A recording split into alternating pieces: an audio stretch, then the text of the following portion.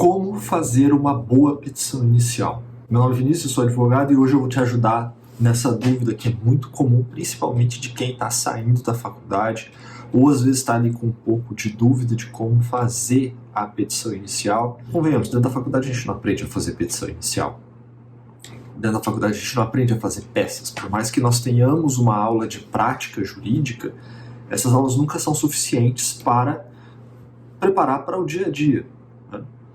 E isso nos leva ao primeiro ponto, a nossa primeira pergunta: como eu faço a petição inicial? Meu objetivo aqui não é ficar discutindo com vocês os requisitos da petição inicial, requisito formal, requisito material, como eu vou fazer a explanação do direito, fazer isso. Não, eu não vou trazer esse tipo de informação para vocês. Tá?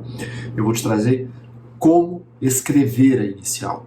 Qual que é a melhor forma de você elaborar a sua petição inicial, tá bom? Então vamos lá. A primeira coisa que você tem que entender é que a petição inicial ela não começa a hora que você senta para escrever a peça, tá? A petição inicial ela começa muito antes disso.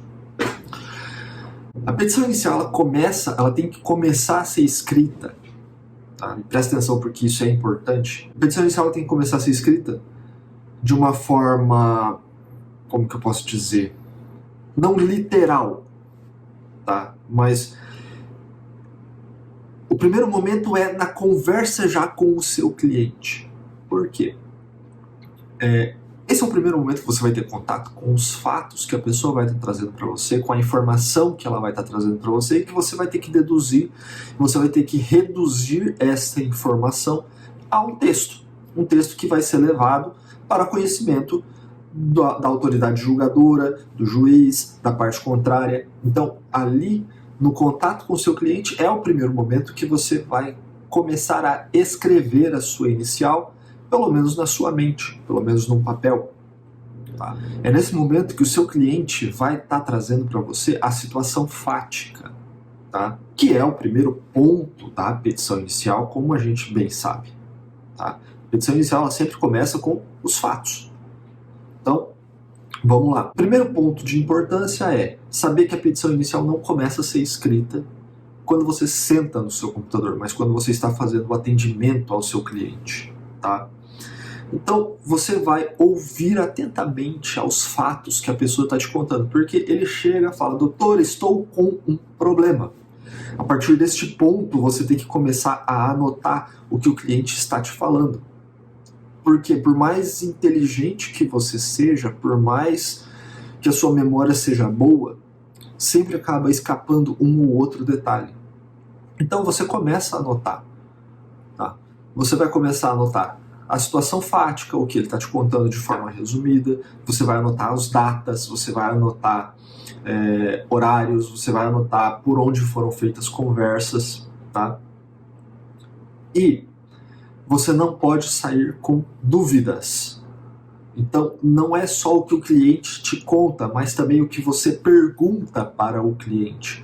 Porque esta é uma das suas funções. Você tem que fazer o cliente contar aquilo que ele acha que não é relevante. Porque muitas vezes é um ponto relevante, sim. Você tem que saber identificar dentro da narrativa fática dele pontos de importância que ele não te conta. Por exemplo, numa situação de divórcio, você vai ter que perguntar para a pessoa quando foi comprado os bens do casal, qual foi a forma de pagamento, se foi parcelado, se não foi, se está em financiamento, se não está, se está no nome dos cônjuges, porque tudo isso vai acabar influenciando dentro da questão da partilha de bens. Entendeu? Então, assim, por evidente que você não vai conseguir lembrar de todos esses detalhes na hora que você estiver sentado escrevendo quando seu cliente já tiver ido embora. Por isso a importância de anotar todas essas informações. Fez essa primeira parte, você fez o atendimento, você fez as anotações, você está sem dúvidas e não ficou mais nada para fazer, então agora é hora de começar a escrever a petição inicial. E onde você vai começar? Fazendo um esqueleto dela. Então é simplesmente sentar e e vai digitando como se não houvesse amanhã e tivesse que fazer tudo numa pancada só. Não, divide a situação. Divide as informações. Então, primeira parte. você vai fazer o endereçamento. Com a situação narrada, você já tem que saber para onde que essa petição inicial vai ser endereçada. Então você faz o endereçamento, faz a qualificação das partes, faz os requisitos ali que você gosta de colocar, o nome da peça, os fundamentos que você vai usar, tá? E aí você começa a fazer a descrição fática. E aqui nós entramos no ponto mais importante da peça. Por que eu falo que esse é o ponto mais importante da peça? Porque você vai levar para o terceiro, para o julgador, para a parte contrária, as informações que eles não sabem. Tá?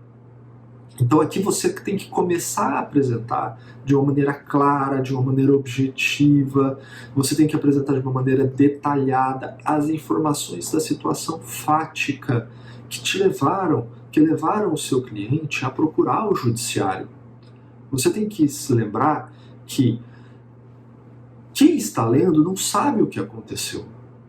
Quem está lendo o processo não viveu aquela situação.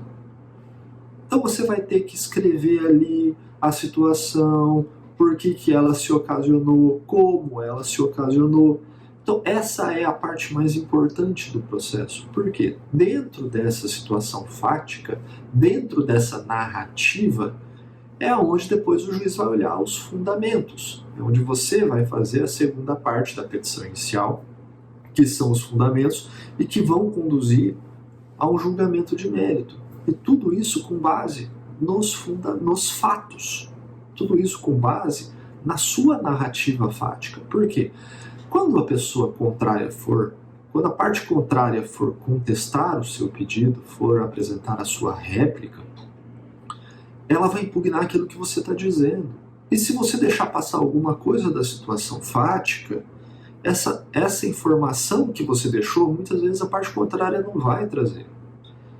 Principalmente se for uma questão de estratégia processual. Você tem que saber o que é e o que não é relevante para ser colocado ali, tanto na inicial quanto na defesa. Tá? Mas a parte mais importante é a narrativa fática, onde você vai levar ao terceiro o conhecimento dos fatos. Você não precisa trazer de forma extremamente detalhada, com informações de situações que não importam ao processo. Por exemplo, vamos pegar uma situação de acidente veicular. No dia dos fatos, o autor estava dirigindo o seu veículo Ford, através da rua tal, vestindo uma camisa azul.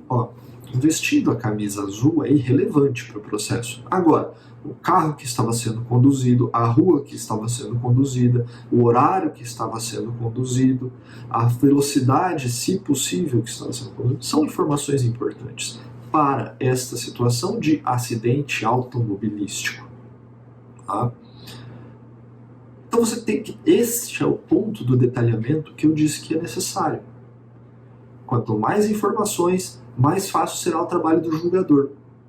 Mais fácil será para ele entender a subsunção do fato à norma. E o que é a subsunção do fato à norma?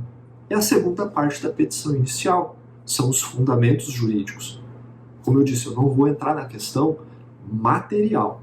Eu não vou te trazer aqui aquelas informações que o professor de processo civil te ensinou. Mas eu quero que você entenda como fazer os fundamentos jurídicos. Então, terminada a narrativa fática, nós começamos os fundamentos jurídicos. Muita gente coloca lá o direito, dos fundamentos jurídicos, da fundamentação jurídica. Tá? A primeira coisa que você tem que ficar claro, e isso os professores cansaram de dizer, e a prática nos traz isso ao dia a dia, é entender que fundamento jurídico não é artigo de lei. Fundamento jurídico é você trazer a subsunção do fato à norma. É mostrar, olha, excelência, meu cliente estava dirigindo na via preferencial quando a parte ré veio a colidir com o meu veículo, com o veículo do meu cliente. Logo, consoante artigo tal do Código de Trânsito Brasileiro e artigos tais e tais do Código Civil, que gera o dever de indenizar, por ele ter falho na condução do veículo, ele deve indenizar meu cliente nisso, nisso e nisso. E aqui está o seu fundamento jurídico. Tá? Lembre-se, o juiz conhece a lei. Você não precisa ficar repetindo artigo por artigo, artigo por artigo, você entrando, colocando 500 jurisprudências na peça, porque isso só vai fazer a sua petição inicial ficar grande, chata, cansativa de ler. Faça uma peça objetiva. Faça uma peça direta. E, uma vez terminados os fundamentos jurídicos, mostrando, olha, essa situação casa com essa norma, essa situação casa com essa norma, esta outra situação, a jurisprudência diz assim. Você já vai pegar isso e falar, olha, por conta deste liame entre o que aconteceu com os fundamentos jurídicos, eu passo ao pedido. Tá? Que é, talvez, a segunda parte mais importante da sua peça. Porque é dentro dos pedidos que você delimita o que você realmente quer. Não adianta nada você narrar um monte de coisa, trazer um monte de fundamento jurídico e não falar para o juiz de forma clara o que você quer.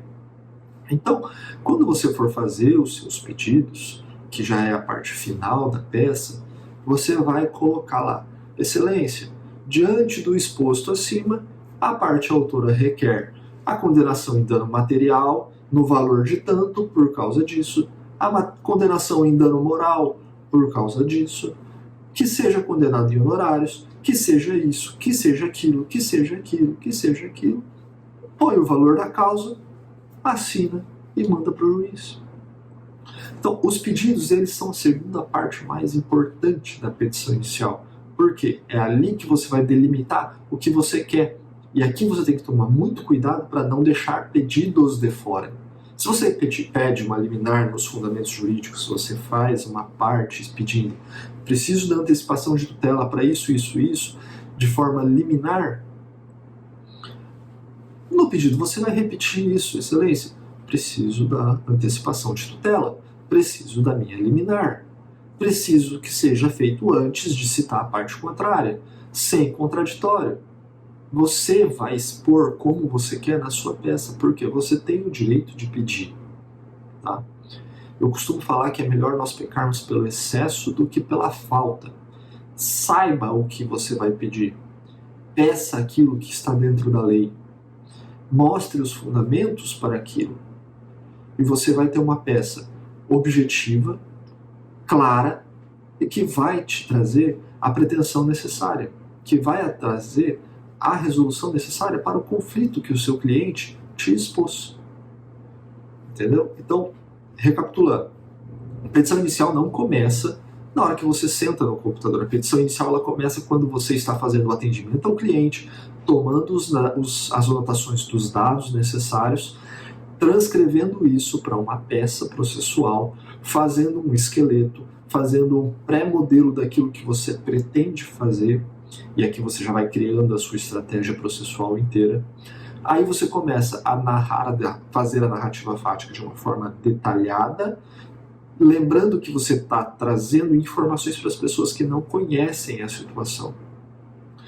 Você passa a mostrar aonde esses fatos fazem alusão ao direito, às normas positivadas, para depois falar, excelência, eu preciso da tutela jurisdicional para isso, isso, isso.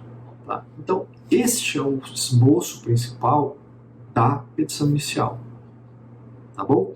Espero que esse vídeo tenha sido útil, espero que essas informações tenham sido relevantes, espero que você consiga colocar em prática para que suas peças não sejam mais peças cansativas, que não sejam peças delongas, que não sejam peças muito extensas, e que traga o resultado pretendido para a sua ação e para o seu cliente.